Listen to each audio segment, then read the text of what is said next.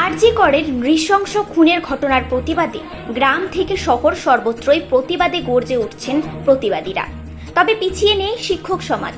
মঙ্গলবার সন্ধ্যা 6:30 থেকে 7:40 পর্যন্ত কোটাসুর বাজার থেকে হটিনগর স্কুল মোড় হয়ে আরজি কর কাণ্ডের ঘটনার প্রতিবাদে গর্জে উঠলেন শিক্ষক সমাজ।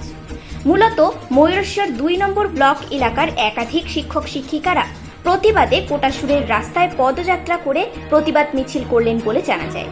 মূলত আরজি কর মেডিকেল কলেজে এক ডাক্তারি পড়ুয়াকে নৃশংসভাবে খুন করা হয় 9ই আগস্ট।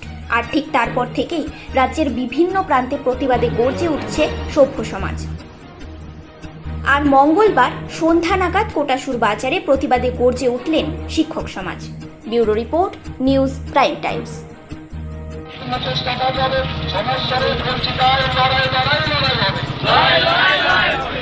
আমি আপনাদের কাছে স্মরণ করি, গতকাল 7 বছর বুকে 7 বছর ছাত্রছাত্রীরা গর্জে উঠেছিল। সেখানে এক ছাত্রী যে তার উইল জাস্টিস যখন বলছেন বা বলছে, তার গলার শিরা ফুলে উঠছে, ভিতর থেকে বলে উঠছে।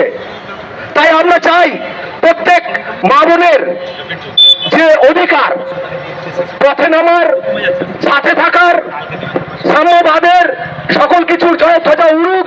সমাজ আজকে অন্ধকারময় পথে এগিয়ে যাচ্ছে, এর বিরুদ্ধে গর্জে ওঠার দিন। আমরা কোনো রাজনৈতিক প্রশাসনিক ভাবে যেটা চাই সেটা হচ্ছে রাজনৈতিক দল নয়, প্রশাসনে যিনি আছেন ওনাকেও আমরা চাই যে আপনি আপনার জায়গা থেকে দাঁড়িয়ে বিচার দেন।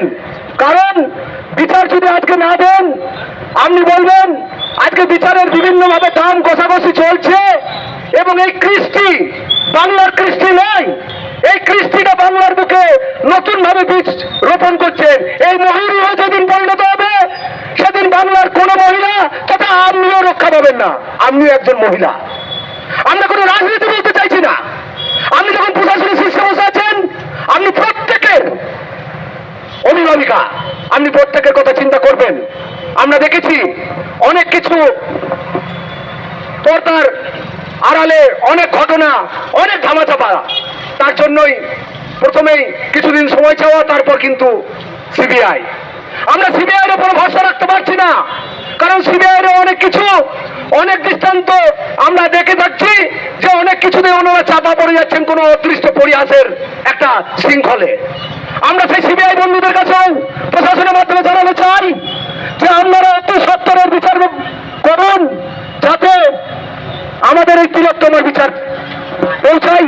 এবং ধর্ষক যা আজকের দিনে বিভিন্ন ভাবে জানতে পারা যাচ্ছে কোনো একজনের কর্মকাণ্ড নয়, এটা একটা পাশবিক অত্যাচার।